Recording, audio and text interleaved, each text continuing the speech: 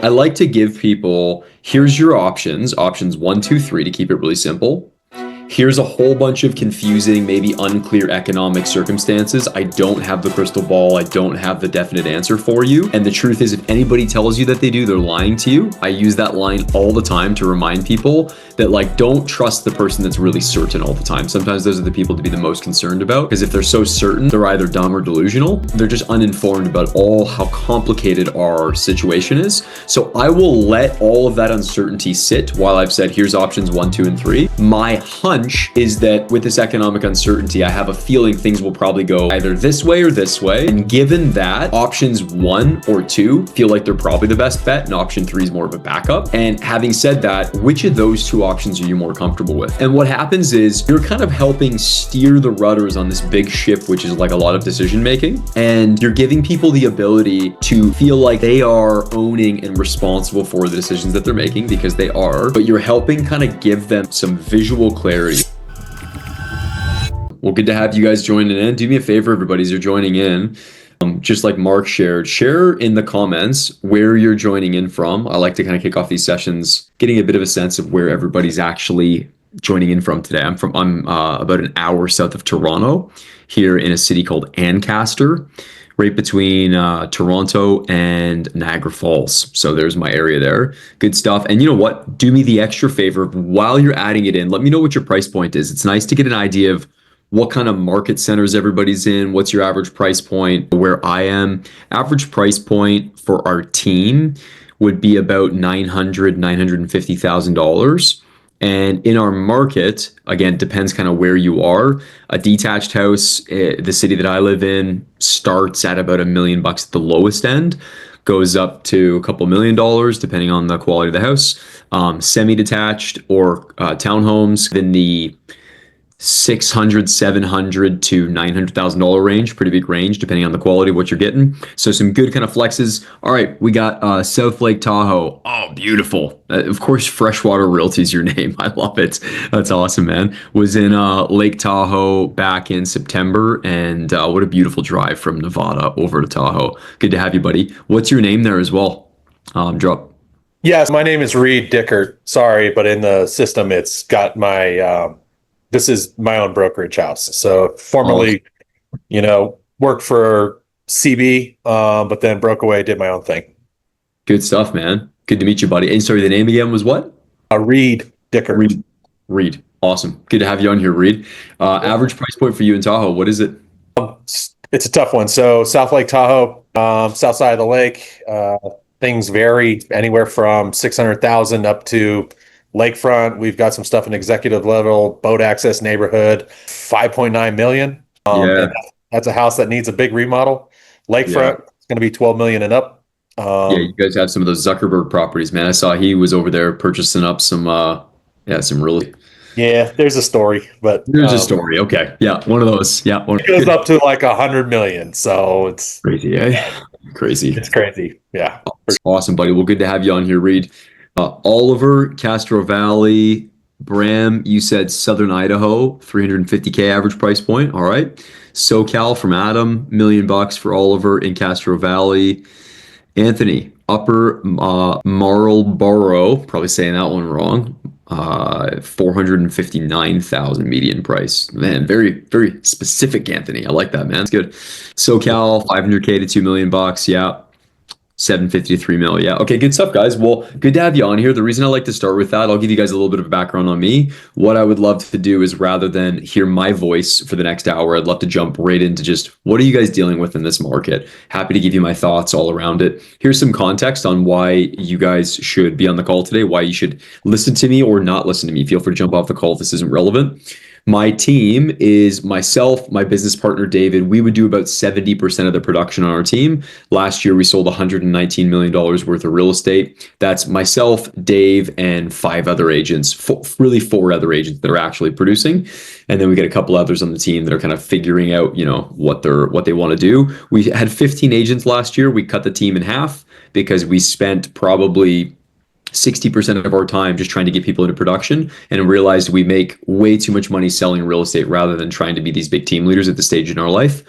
So there's the quick summary for us. If you follow guys like John Cheplack or these different kind of industry guys, they would call that a Navy SEALs team. So we're all high performers. Everybody on our team this year so far has already crossed the 100K in GCI for the year. So we're a decently productive team in terms of how we produce. A little bit of other background on me. I've been in the business just the last 4 years. Last year I did a little bit over 900K in GCI. And I'm excited to be here with you guys today and jump in. So let's get straight into it. What are the things you guys are like dealing with? What are you kind of facing? Anthony, I'm gonna start with you, man, since you're already unmiked and you have a stellar hat on. How are you finding things in the market where you're at? What's going on, buddy?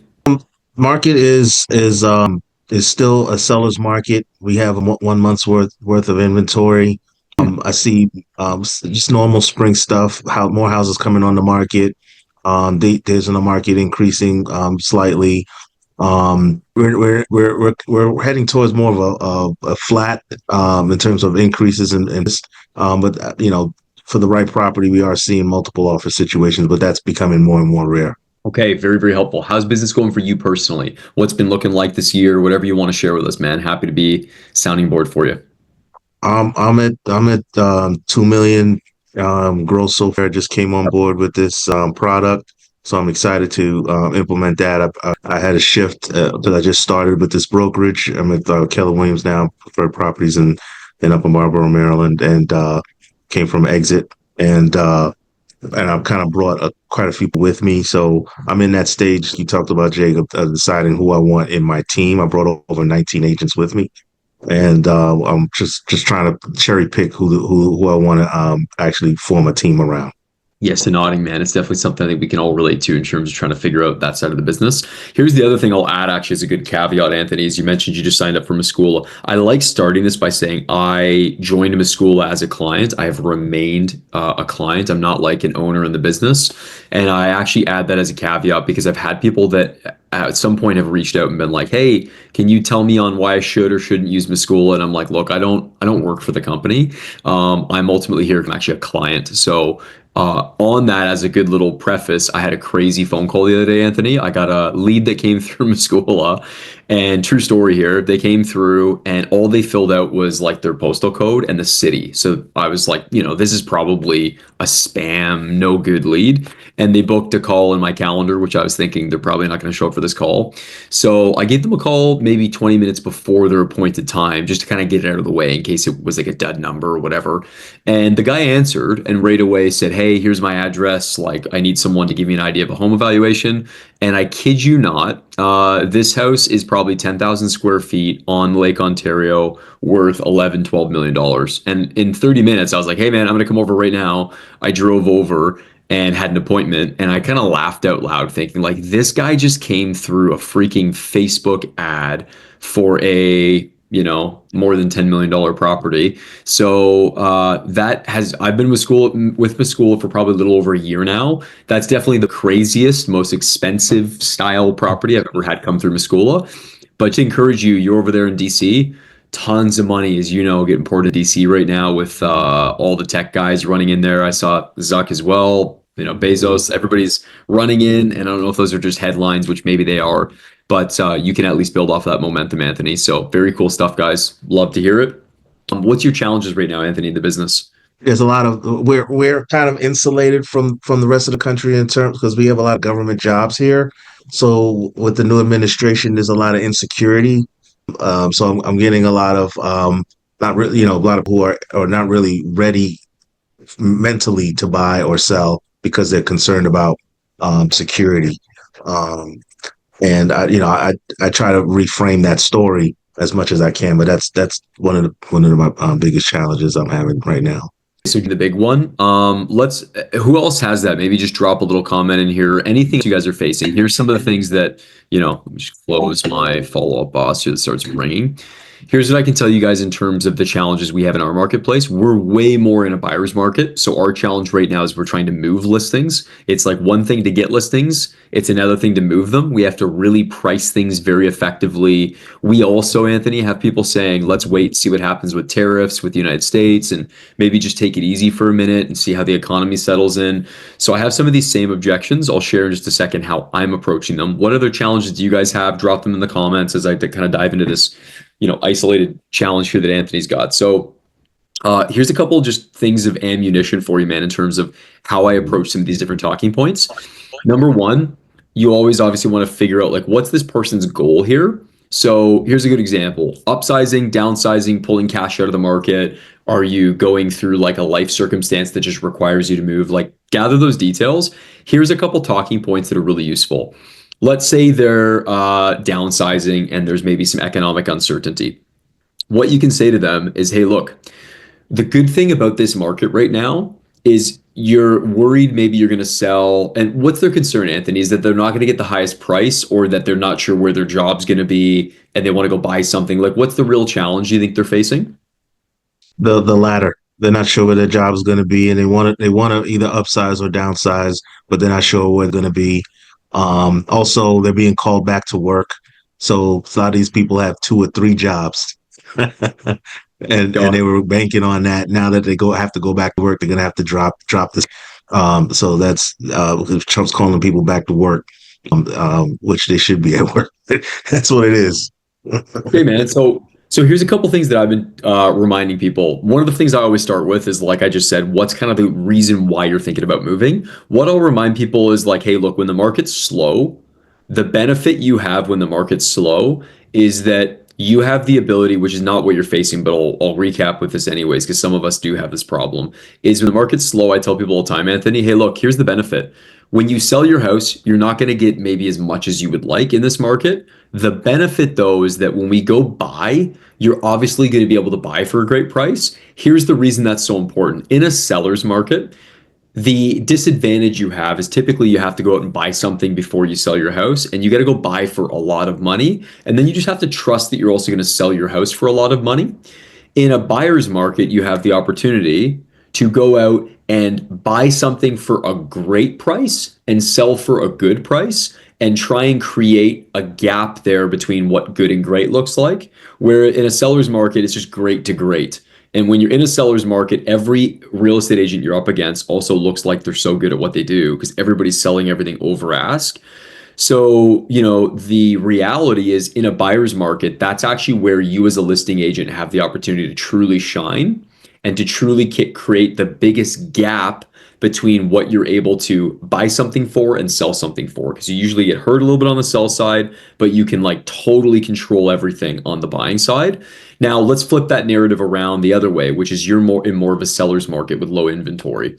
This is where you have to be able to find like, hey, look, and if it's, let's set aside the career objections for a minute. If the objection is, hey, I know I can sell my house for a lot of money, but I don't know where I'm going to go live or whatever, this is where you have to just be like super on the ends with trying to connect as many agents as you can to know what's coming on market when, provide value to your clients as buyers to say, like, I know the most about what's coming to market, who I can connect you with. We're going to get you a great purchase price on whatever you're going to buy. And then you're going to sell for a lot of money. So it really does come back to, in my perspective, how do you make people have excellent purchases? When you can help someone buy either for a great deal or have the inside scoop on properties, that's the best way for you to create a delta between what they're selling for and what they're buying for. Because in a seller's market, everybody's going to sell for lots of money. It's all good. In a buyer's market, that's where you can show sellers and actually demonstrate value because they're not so confident everything's going to sell. So that's a talking point. The other talking point I have for people all the time, Anthony, is this. People will say to me, hey, Jake, I'm going to wait because I think I can get more money next year. That objection is really simple to say, how much equity do you have in your home? They say, I've got $500,000 in equity. You go, amazing. What kind of interest rate do you think you could get on $500,000 if you took it out now and you went and put it into the bank rather than waiting on this property for the next year? And if they say, like, you talk through the percentage, And then you go, look, okay, between now and next year, you could have that money working for you, or you could just have it sitting in your house. And we don't know for sure if the market's going to go up or not. So you're taking a gamble on the next year for sure having appreciation on your property. But you could have put it somewhere that's a producing vehicle, like a investment, like even short-term GICs or guaranteed investment certificates. You can have something guaranteed you can put it into and earn some interest on that money. And maybe they say, well, where am I going to live in the meantime? It's like, look, awesome. The fact your house is going to sell for less money means that if we wait for it to appreciate, whatever you're going to go and buy is also going to appreciate. So, do you want to sell and try and get a good price now and go buy someone's house for an amazing price? What do you want to do? Okay. So, I try and remind people about the cost of capital as well. I feel like people forget, Yeah, including us as agents, we forget, like, man, money has a cost. And if it just sits in your that's house, right. right? Hmm. Um, Good man. Any of that helpful for you, Anthony? I know you got a bunch of agents over there, man. You're doing great on No, this one. I like how you break down the cost of actually Yeah. waiting. Yeah, there is a sure, and you remind them it's not just the fact that your money could be earning interest. It's like you leave it in this house right now, and maybe if they're cashing out, if you leave it in this house right now, you're also paying to upkeep the house, you're paying for property taxes, like you're paying to maintain and keep the house. So if you're really just going to cash out of the market, and you're maybe going to get less money today than you will a year from now, you can also ask them, what's the value of you also moving your life forward by a year if we can, get you out of here at a good price, maybe not a great price, etc. All right. So the main takeaway for you guys on this one that I'm trying to get across in my own head all the time, as well as to our team, is I'm not trying to be a salesperson. I'm trying to be an advisor. And the more tools you have in your toolkit of understanding how to do that little bit of jujitsu to show people, like there's lots of different ways to look at this, it gives them the confidence that you know how to lead them and guide them. It gives you the expertise that, like, wow, this guy thinks about this thing like as a Rubik's Cube. There's lots of different ways you can structure deals, the way you can structure your life and what's next. And he also thinks about it holistically, which is like, it's not all just dollars and cents. Real estate is a lot of emotion. It's a lot of like life decisions. And if you can help people navigate that and be an advisor, their level of trust when you say, I think you should sell sooner rather than later for these and these and these reasons, based on what you've told me, you're going to be risk a higher level of trust than if you're trying to be salesy and persuasive on like, yeah, no, you should sell because of this. It's like, don't start by making recommendations until you get a good look at the picture, and then help them see it a couple different ways to show that like you're a total pro. Very helpful when markets are challenging. Very helpful when our ultimate currency, guys, is trust, and you build Yep. trust by being an advisor, right? Awesome, man. Yes. Yeah, appreciate it, buddy. Because I know we're just kind of chatting together as a group, right? So Yep. I'm not the guru with all the answers here. Reed, you mentioned market, right? So you're in a place where people don't have primary residences, right? This is a place where people are buying up cottages, second properties. So second home market, is it time to sell? Okay. Um, Yeah. So just to kind of blow yeah. that a little bit, we've got local government here. We've got the VHR issue. They were currently took it off, basically banned them in the entire South Lake Tahoe area. Now it's been found unconstitutional, and City Council is working to reinstitute maybe a new permitting guideline to be able to do that. So I took a meeting yesterday with an individual that was like, well, what do you think? I want you to manage this house while I'm gone and potentially sell this in, let's say, the fall. So she's looking for like a tenancy for years for the summer duration, but yet is this going to be a thing? So just an individual that has a lot of plates up in the air, so to speak. It really can't make a decision on what she wants to do. It's a house. There's a lot. There's another piece of property, just a dirt lot. So I'm just trying to help her work through. Don't lost there for a second, Reed. But okay. So main thing there is you're trying to help her navigate. You said she's got it now that she's using, she wants to use as a vacation rental. Sorry, I've got a dog. He's going haywire here. So this is All good, man. Let me just chime in really quick on what I would recommend during that kind of while you're helping her navigate it. The being an advisor is show people options one, two, and three, like super simple strategy.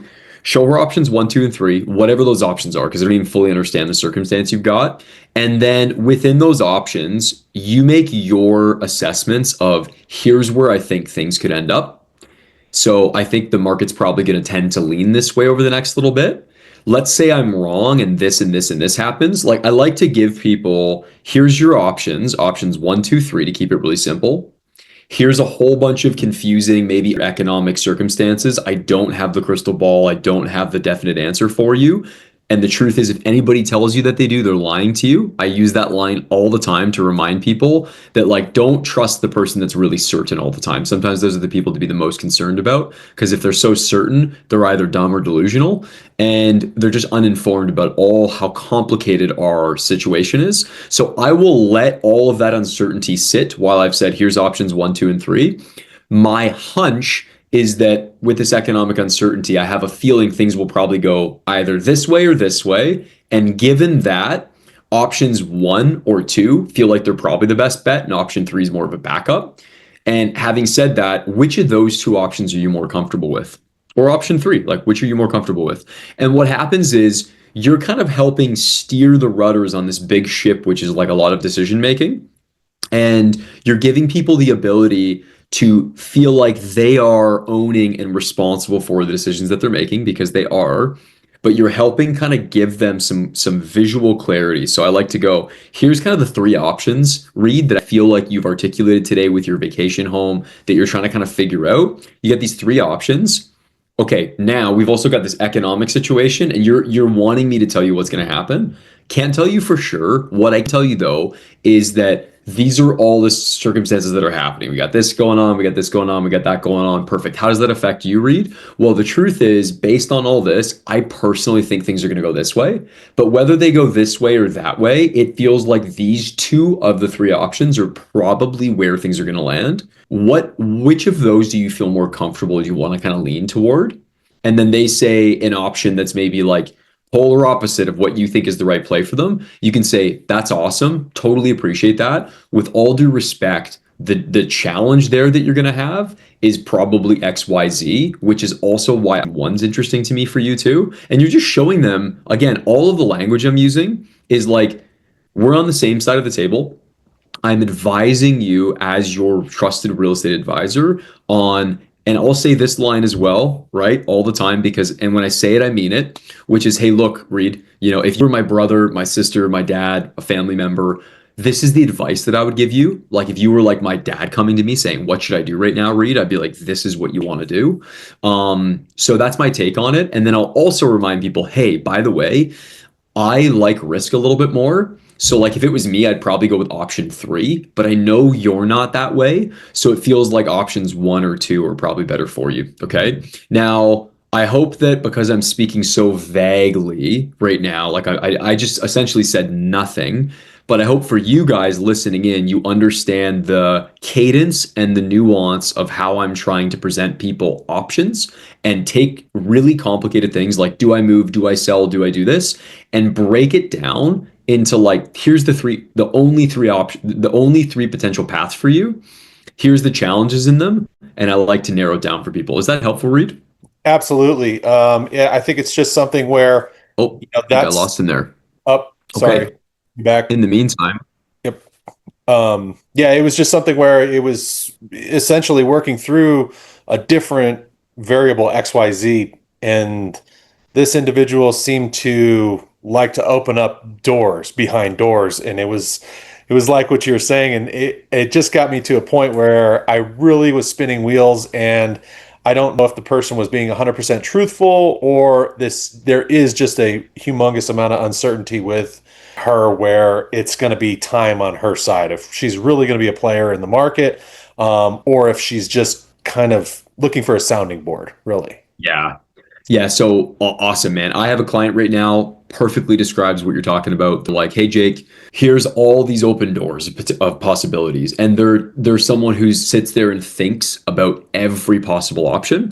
And what I had to read is I had to say, and her name's Courtney, I had to say, hey, Courtney, really respectfully, it's not as complicated as you're making it. The way that I see it is let's set aside the fact that you're trying to decide whether you sell first or buy first. Based on what you've told me, it really sounds like you have two options. You're either going to buy in city number A, or you're actually going to move your whole life over to a different city and relocate. Those are kind of your two options. You can't afford the other options you've highlighted to me, and they don't really align with the kind of properties you're looking for. So it's option A or it's option B. Option A, the next city you just mentioned, the challenge is that you're at the very top of your budget and the market really doesn't offer a whole lot there. So we need to set up a search, monitor it. A needle in a haystack will either pop up in the next few weeks or it won't, and that city will be an option or it won't. But the only way we're going to be able to actually buy one of those properties is if we have your house on the market now, because when something pops up, we need to be able to act. And if you want to relocate and you're worried, well, what if I sell now and there's nothing for me to buy? Have you thought, Courtney, about the fact that you could take your cash, you could put it into something short term to get some interest, and you could go rent something in the city that you know you really want to move to? You could go rent something and then actually see if you really do want to live there. And it's not a permanent decision. Like now you bought another house and you're going to have to go live there. And the benefit is, if you guys decide you love it, now you're cash buyers. And the second something pops up, you can go purchase. So again, man, all I'm trying to do is give people options. She's like, I'd never thought about renting. I can totally see now how essentially all of our options point towards, if we want to do either of those options, because we know we don't want to stay where we are, we should probably put ourselves up on the market. And that's a true example of like how I had to help these people navigate when they're like the kind of a client just asks way too many questions. So hopefully that's helpful, man. Good. Rocky, you had a question there, but you are gone, which is a beautiful background. So we'll catch you in a minute. Any other big things you guys are kind of facing, challenged with? Reed, maybe while I got you still here, takeaways for you, man. Useful, good. Yeah, totally. It's just one of those things where, you've got to fish this stuff out. It's been an 8-week process with her. It was a referral from that I worked with and I've known for 15 years. So, I kind of circled back with him because he had an interest in her lot and developing it. But I was just like, hey, man, she's really out of touch. We got a lot of government here as far as developing and guidelines, red tape. She hasn't done any of the legwork on the lot, but yet wants a premium price for it. I'm like, we're not even going to, you're $50,000 overpriced on the lot. And that's if you've done all the legwork.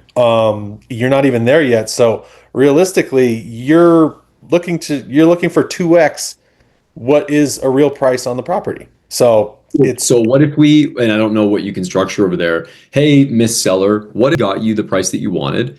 And the balance of the difference of what you want is contingent on you going and doing the things. And if you don't do those things by X time frame, no worries, you get paid the other amount. And if you do the things, then you can get paid that extra amount. Like, I don't know if that's what it takes maybe to get a deal across the line. Maybe you structure something wild like that and put something together. And then it's just, to the builder, hey, if you want this lot, man, this is probably the way we structure this. Gives you the benefit of you kind of win-win. She either does the things, you pay for her having done it, or she doesn't, and we figure X out, right? So having said all that, better probably still to just before you present a crazy solution like that, to have your seller in line on the same page in the first place. Yeah. Probably easier, right? So I'm with you, man. Yeah. Rocky, hit me, buddy. What you got? Hey, what's going on, Jake? Good seeing you, my guy. Yeah, it's been a while, man. I couldn't get on these Wednesday calls a bunch of times. I was away out of the country, but I got the opportunity today. Just got a quick question. Just need your advice on it. It has to do with pocket listings, exclusive listings, right? So I got a friend who has a beautiful property in my area. They said, hey, we want to sell, but we don't want to put it on an MLS just yet. If you can bring us a buyer, you're more than welcome, right? You can take some pictures, you can advertise on your social media, whatnot. Like, how would I go about this now? Because I'm realizing some of these more experienced agents who've been around Brampton, Caledon area where I live, they have a big network amongst them, each other, right? So I'm guessing they're advertising, and sending it out to each other on WhatsApp or whatnot, or letting them know via phone call that, hey, I got a listing, it's not on an MLS. Do you have a buyer? And they got a pool of buyers. So, how would I go about it? Because I'm still kind of trying to break in. I'm still networking. I'm meeting a lot of agents. Got a lot of agents' phone numbers on my phone now. She's giving me permission. I could take pictures. I could make How would I go about this? Because it's a good listing. right? And if I bring a buyer, that would be amazing. What's your advice on that?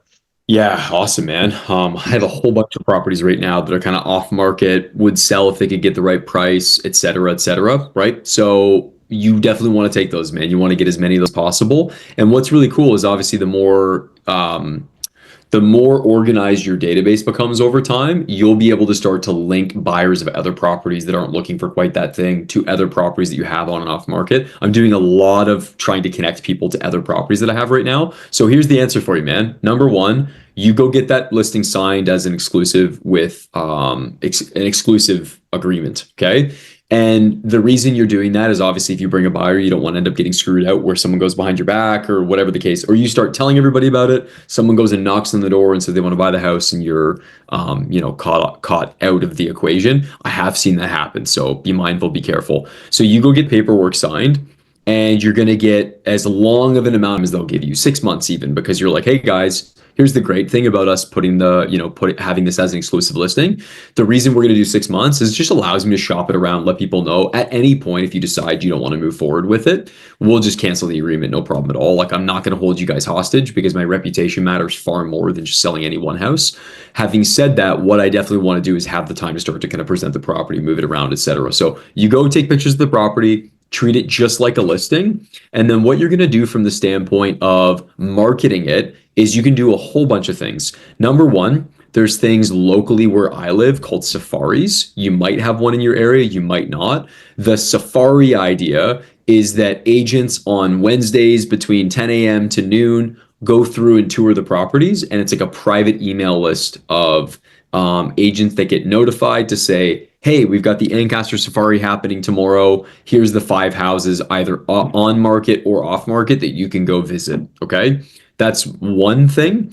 The other thing you could do is just call up all the agents that you think are already in your database that might have buyers. That's a very whisper campaign, grassroots approach. The other thing you can do, look at all of the most similar homes in and around the area that have sold, pull them up, look at who the buyer's agents were, give them a call and say, hey, y'all, I got this house coming up off market. You sold the property super similar to that. I don't know if you also happen to have any other buyers, but here's what I've got going on. Okay. Like, oftentimes when I sell homes, I'll have other buyers that might also be interested in the same kind of homes. It's a great way for you to market it around. And at the very least, again, every conversation is just you getting things out there to people, letting them know that you've got this property. You obviously can put it up on social media. Here in Ontario, you need to be careful because if you start to promote things publicly, technically you have to put them on the market within 3 days, but forgiveness is better than permission sometimes. So, just be mindful, make sure you're careful and not getting yourself in any kind of trouble, but you can kind of navigate around that. Obviously, don't put any signs up. That's the easiest way to find yourself in a bit of a challenge. The other details, so we talked about you reaching out to agents. The other thing I do is reach out to agents that have properties listed that are similar and say, hey, look, know that we have a property that's similar. The good thing is we're not planning on coming to market anytime soon. So we're really not going to be any kind of competition for you guys at the moment. But if you have buyers that come through that reach out to you direct and they're looking for something similar, but not quite what you have, then maybe my property is a good alternative and you might be able to bring them over. And I would love to be able to bring you through privately and offer that to you and your clients. Because to me, man, there's nothing better than when a buyer reaches out on one of my listings and they say, hey, we want to come see the property. And as I'm asking them questions, it occurs to me that like this property is probably not what they're looking for, but I still want to meet this person and get a chance to move them forward as a buyer for me. So oftentimes, like, I will just show properties that I'm kind of like, I don't know if it's a great fit, but like I want you to get anyway. The alternative is, Rocky, if you called me and said, hey man, I've got something similar to one of your listings, I all the time am having buyers right now in this kind of buyer's market that reach out to me directly, want to see a property. And I would love, Rocky, to be able to say to them, hey guys, you know what? Really excited to have you come through this listing. I think you're going to like it for these, and these reasons. By the way, I've got a property that's maybe more in line or just a reference point for you guys to come take a look at it and see it. It's off market. Nobody knows about it, but I have access to get you guys in. For me as a listing agent, that makes me look good, man. Just makes me look like I'm in the know and I know what's going on. So we talked about See if there's any kind of local safari, reach out to the agents that you know, reach out to the agents that have helped buy similar properties, have listed properties that are similar because they are currently attracting the buyers through the MLS. And then the other thing would be if you ran advertising to the property or you put it up on Facebook Marketplace, those are really great ways for you to have inbound people reach out. I've sold maybe only 3 properties last year through Facebook Marketplace, and one of them was completely off market, like was not on the market. So Facebook Marketplace works. It's a great way for you to attract buyers. Anybody else have any other ideas? Anything that I missed there? Because those are just a bunch of things you can do for off market stuff. That's excellent. Just real quick, Jake, like, you know, these, so if there's similar listings in the area, if I reach out to the listing agent, he's not, could I ask him like, hey, can you share the information of all the showings that buyer agents have rolled through? Oh man, I would never do that for someone. That'd be a really good-hearted person. But the reason I wouldn't do that is number one, it benefit me, right? Selfishly. Number two is I'd be more worried about the backlash of an agent calling me, being like, "Yo, this Rocky guy's calling me. You didn't tell me you're going to be giving out my information." Like I just would distance myself from it. So Yeah. I would want nothing to do with that. If you had a buddy, though, I mean, okay, let's get sneaky for a second as I'm thinking about this. The sneakiest thing you could do would be to go and book showings at all those properties and take photos of all the freaking business cards that people leave out and Yeah, yeah. I've heard of that call those tactic. agents anonymously and say, "Hey, it's Rocky here. I'm giving you a call because I know you're an agent, does a lot of business here in the area. I've got this house." That's actually your ticket because here in Ontario and Canada, agents tend to leave behind business cards when they show properties. So Yeah, there's your yeah. secret, man. I hadn't even thought of that until we just started talking about it. Go see who's left behind business cards and then hit up those agents. Yeah, like the other thing I'm trying to just think out loud, this is just an idea, could be you could hit up that agent and say, "Hey, by the way, if you refer an agent to me that is representing a buyer and you think that agent might have a client that's a better fit for my property, I'll cut you in. I'll give you 25% of the deal or whatever." That'd be a good way for you to incentivize that agent to be like, "Oh, frick, man, while I'm selling my property, I could maybe pick up 25% of Ricky's sale if I can just send him another agent Yeah. who comes through." Right? Yep. Those are just a Right. couple Right. couple ideas for you, man. Perfect. That's awesome. Thanks, Jake. Yeah, I got you, bro. That's a full job, all those things I just listed. So, go work hard, man. You'll create a bunch of opportunities for sure. But yeah, excited for you, man. Good stuff, guys. Any other big Thanks. questions? Appreciate it. Yeah, you got it, man. Gregory, you're over there in Arizona. How's the market for you? What's going on over there, Greg? It's good as long as you don't overprice. Yeah. I do have one listing that I have a career on, and we're almost at the 6 month mark. We listed at $140,000 too high. It had stains in the ceiling from water. It had red walls, green walls, tan walls, blue walls, and it had wheelchair marks, scratches on all the walls in an active adult community where everybody wants a perfectly finished product. Why So why are you overpriced? it's estate sale. People passed away. It's the kids, and they didn't want to leave a dime on the table, so instead they're going to leave like $50,000 on the table. Yeah. Good, man. So, So let me do for so you. they're finally 6 months later. Today the solar's coming off the go on, starting May 1st. I'm actually going to convince them probably to take it off the market for 45 days and put it back on. We're going into summer months for active adult. In this community where it drops from 15 sales a month to 5 to 4 sales a month because our snowbirds go back, go back, Yeah. and unfortunately they might stay. So you want some unsolicited advice on that one, man? For sure. Awesome. Now it's solicited advice. I love it. So what I would say, Gregory, is I would say this. What's your client's name there? One of the kids' names? Eric. Eric. So I give Eric a call and Eric, hey, want to give you a quick update. You obviously we're sitting here, we haven't sold yet. I am, over here every day thinking about your property. Something I like to do, this is really stupid, very small detail. I'll call and say, "Hey Eric, how's it going?" Eric says, "Good, I'm doing okay. How are you doing?" "Hey, I'll be better when your house is sold." I'm, every day thinking about that over here, waking up each morning, just wanting to get this house sold for you guys. So I got a couple thoughts for you really quick, Eric. Number one is I want to give you some feedback on where we're at in terms of interest, feedback on the property, etc. I know I've already mentioned, if you have, hey, pricing wise, we probably need to do some things, but I just want to give you guys some quick perspective. So here's where we're at in the market. These are the 3 or 4 houses that have sold, or nothing has sold in this price point in this amount of time. And the only sales that have happened are at this price, this price, this price, this price. All right. What I love about this property, Eric, is you've got this, this, and this. The challenges and the feedback we're getting for the property is that it's a little bit rough inside with some of the stains. The price is definitely the thing we're hearing a lot about. We know that we're about to switch out the roof. That's great. Some of those other ones that sold, even at a lower price point, they've already switched out their roofs. So look, Eric, the reason I'm giving you a call is the longer we sit on the market, we can agree we want this house to sell for as much money as possible. That's the goal.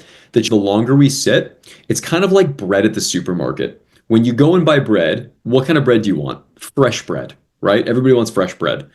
So when you have bread for sale, it's for sale at the supermarket. As soon as it's a couple days old, now you have day old bread, which in real estate, a couple days is weeks, right? So now we have day old bread that's sale at the back of the supermarket. It's not at the top of the MLS anymore. Everybody's seen it. Now people are asking why it hasn't sold. So the reason I'm giving you a call, Eric, is strategically, if I was to tell you what I think you're going to get this, actually sell this house for, here's where the market's putting you. And I know, don't shoot the messenger yet, because the risk is that those other properties, 1, 2, 3 properties that I mentioned that have sold, when they listed, they also sold like at their asking price, or 50K under, or 50K above, or whatever the balance is. For us, that's like us being priced here and selling for here. And this is where you need to know the dance of, are you going to provide a market value pricing strategy? Are you going to provide an underpriced strategy? Don't provide an overpriced strategy. You can be like, that's the strategy we're already using. It's not working for us.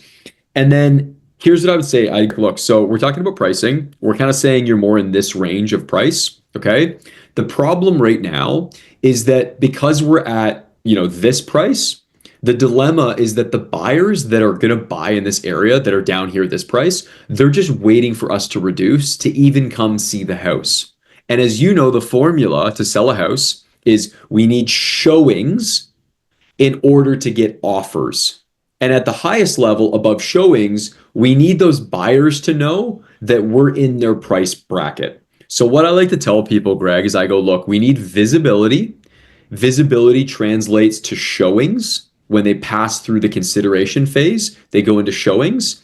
And the only way we get offers is by having showings. Let me ask you, Eric, right now, do you think we're going to sell your house if we've got like 2 showings a month happening? It's unlikely. You could say, well, Jake, or Greg, the next person that walks through might be the person to buy it.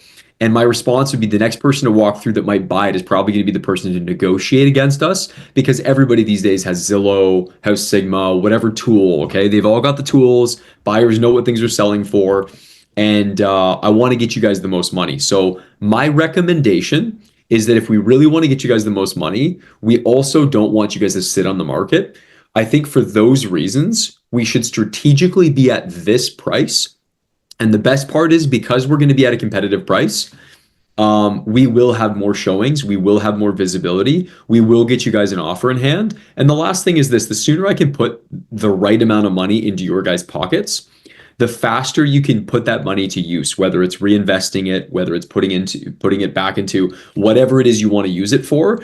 But every month that goes by, don't sell this house. Here's the risks with that. Okay. You're going to continue to carry this property. You're going to continue to have expenses to deal with this property. You're going to continue to have to monitor it and have it in the back of your mind for whatever the value of that is worth in your day-to-day life. It's costing you time and attention. The bigger problem, though, Eric, is that what if the market's in a worse place with the economy in 4 weeks, in 4 months? And I'm not saying that it will be, but that's a possibility, is that the market's in a worse place. And now we're reducing even further and we're even more stale. So I'd rather us try and get ahead of things right now. My best guess, by the way, Eric, is I don't think that the market's going to completely drop, but it doesn't feel like it's going up right now for these and these reasons. So it's better for us to be a little bit more strategic about getting to the right price now so we can sell sooner, to get that money into your guys' hands, stop incurring the costs on carrying the property, even if they're kind of minimal. The bigger risk is that we're just sitting here, and if more inventory starts to pop up again that we're competing against, right now we're unappealing. All right. So that's a quick take, Greg. And by quick take, I mean that's like probably a 5 minute take on all the different talking points that I like to hit really fast to give people an understanding of, hey, look, houses are like bread on the supermarket, right? What kind of bread do people buy? It's fresh bread. The most houses sell for is when there's emotions and when there's excitement. People don't get excited about stale bread. Okay. That's the first thing. Like, no one's going to come in and just get so excited they're going to give you whatever price. If that's going to happen, it's going to happen within the first couple of weeks. And it's usually because things are priced well. That's what we're excited about. Okay. Not because they're overpriced. Now, further to that, here's everything that's selling. Here's all the comps. All right. Here's what I like about your house. I always tell them I don't want to sit there and freaking crap all over their house. And then they're thinking, why is this agent the one selling my house? He just sat and dissed my house for 5 minutes. So I always say to people, hey, look, here's the really good thing about your home. Here's like some of my favorite details about your property. You know, thing, nice thing, nice thing. The reality is, Mr. Seller, not everybody sees it the way that I do, right? Like, I like that you're a corner property, but for other people, they don't want to be right on the corner. They got cars driving around their house on both sides, right? Like, I personally, my last house was a corner property. I like corner properties. Not everybody likes that though. So that's actually, even though we might perceive that as an advantage, and I will often, by the way, guys, use that language, not to manipulate people, just to soften the blow and help people recognize that their perceptions of value aren't always in line with the market. And they might say, well, Jake, we just need to find somebody who likes a corner property. And I'd be like, you know what, that's awesome. Totally agree with you. Still, though, the reality is we're going to be up against like ABC, right? Greg, what are your thoughts on all that? Good news. Some of the same strategy I was going Awesome. to do. I've never done a fresh bread one, so thank you. And part of the fresh bread story I was going to be is, hey, let's pull it off for 45 days while you're putting on the roof, while you're doing this. I think I had a realtor tour last week, and I got most of the agents to put the comment in there that their sellers are leaving money on the table by not repainting it and taking care of all the wheelchair marks and scuffs and all those things. And so I think they're willing to now Nice. spend the money on that. And so I think I could package all that up, and I'm going to send them a listing agreement where they sign a new one with me that'll be in 45 days because the clock starts at 0 in this town after 45 days. So we'll Very be cool. fresh on the market. Grammar will be fresh in the market when it's 105 degrees. So, but we're still fresh on the market. And so I'm going to use that whole story. So thank you very much. Otherwise, the rest of the market, we've had 7 listings. They've all sold. They've sold well. People listen to us on prices. The only price point that is hurting in this market is that $1 million plus price. Where before you get to the people with good money of above 2 million or above, that 1 million to 1.3 is a mirage of total different things. And the problem is when prices were low, a lot of people bought really big 4,000, 5,000 square foot homes, and they're starting to want to sell those. But when we're at 300 to 400 bucks a foot, you're in the $1 million range fast. Yep, for sure, Okay. man. For sure. And the reality of how many people can afford above $1 million, California's been playing with for 15 years. Arizona's just starting to play with that. So what you just said, Greg, that's awesome. Something you just said that reminded me and that I really liked is you said, "Hey, here's the other 7 that have sold or that I have, whatever the case may be." And it made me realize if you can use the fact that you're also selling other stuff, I love to sprinkle this into conversations to remind them that the agent is not the problem and it's something about the house and the presentation that I am trying to bring to their attention. So I will say to them, Greg, hey, Eric, by the way, man, like we just sold a house last week. That property, we use this, and this strategy. By the way, just helped some buyers purchase like last night, use this, and this strategy. And we had one that we just listed. I think that was maybe like 2 weeks ago. We use this as a strat. I remind them that my team, we're selling things on a weekly basis. And it's not like we're unable to sell your house because we're not seeing it. And I sprinkle that in there, not because they're even implying that it's a me problem, but I need to erase that as an even potential consideration, especially when I'm like, we're selling tons of stuff right now. The market might be soft, but That's not the problem here. The problem is like we're either not recognizing where the market's at and we're trying to play in a market that doesn't exist. But if we want to sell right now, here's the reality. So, like all that a ton, Greg. That's great, man. Excited. Let me know how that goes. I'll be back on in a couple weeks or whatever, and we'll chat through that. Yeah, and Anthony said, which is exactly right. Nobody wants a project in this market.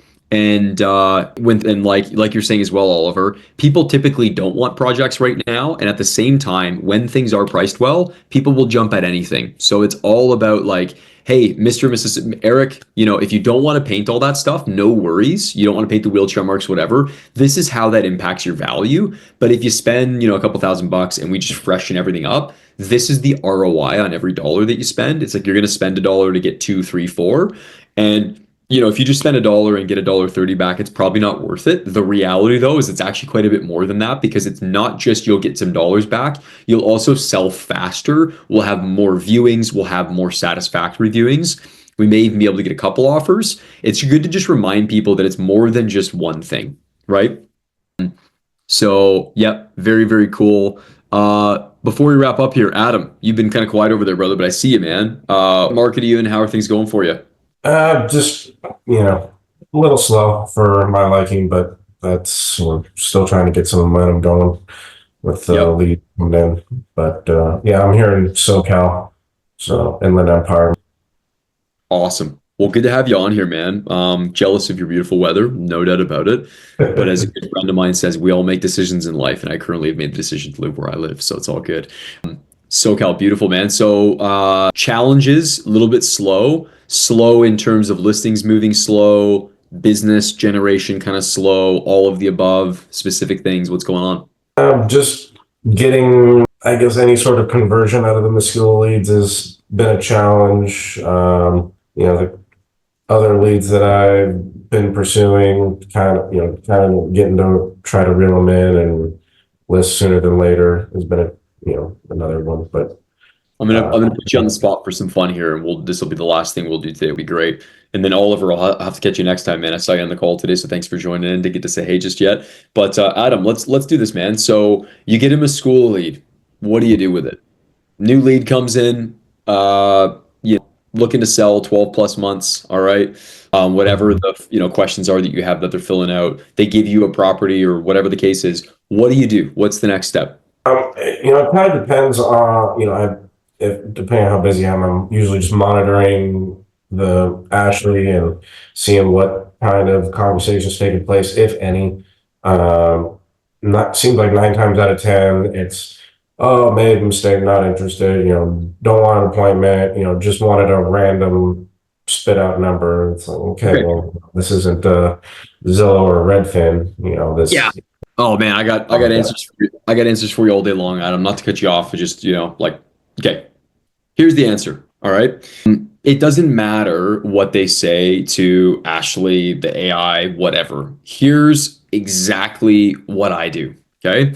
I get a lead. The second I see a lead come through, I don't even look at the conversations that are happening. I just pick up the phone and call them. All right. And if they say something to the effect, which is our concern, this is always the concern in our mind. I just said to your person I didn't want a phone call, or I'm not interested, or whatever. First of all, when you make the phone call, stand up if you need to, get some energy into your body. You're a pretty chill guy, right? You want to have some energy flowing so that they can sense like, oh man, this is someone who's like, energetic at it. If they're like a really chill person, maybe you match that a little bit more and mirror them a little bit. So here's what I do, man. I pick up the phone right away and I say, hey Adam, this is Jake Nicole giving you a call. How you doing? And I'm smiling, right? I'm happy. You say, who the frick is this? And I say, hey, Adam, you know what? It's actually Jake Nicole giving you a call. You just filled out a form on my website saying you were looking to get an idea at 123 Fake Street. Is that the right property address for you? And you say, yes. You say, hey, I was just looking online, whatever. And I go, Adam, you know what? No worries at all. The reason I'm giving you a really quick call is just want to ask you a couple questions so I can just send over a report for you. How long you been at the property for? Or I see you bought the property back in 2012. Any major updates since you bought the property? Yes, no, blah, blah, blah. Awesome. Anything else that you did? Did you, new roof, anything else? Nope, nothing original, or we did this, we did that. Amazing. So it sounds like you guys put some work into the home, or it sounds like you guys are fairly original. When's the best time, today or tomorrow, for me to pop by for, I don't know, 10 minutes, just to be able to look everything over, and then I'll be able to give you a really good idea of what your property's worth. No, Jake, that's okay. We just wanted a rough idea, no plans on selling, blah, blah, blah. And you go, amazing. So essentially, you just want a range, and that's really all you're looking for. Nothing very specific, big range.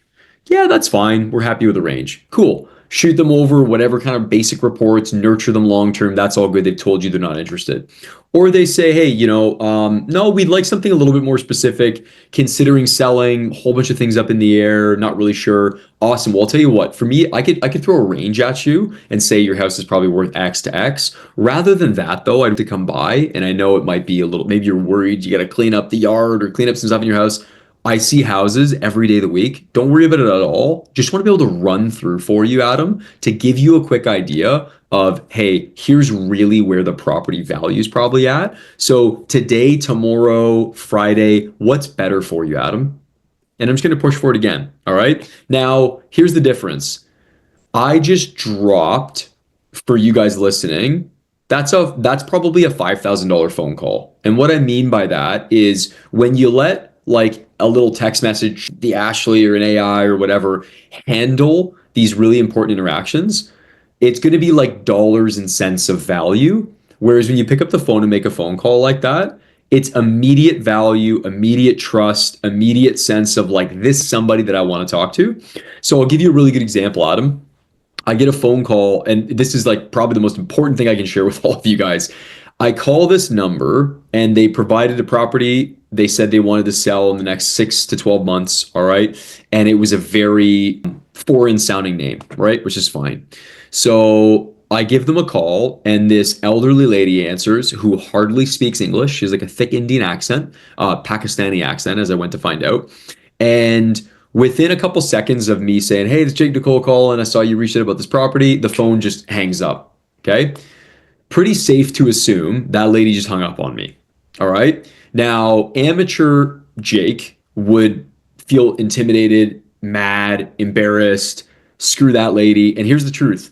I, under my breath, chuckled a little bit and was like, man, these freaking people, right? That never, and but by freaking people, I mean the people that fill out these forms, answer the phone, hang up on you. Yikes, right? At the same time, I'm not an amateur anymore. So I call them right back. And they answer the phone to my surprise. And I say, hey, I think we got disconnected there. My name's Jake. And she cuts me off and says, in a thick accent, says, let me go get my son.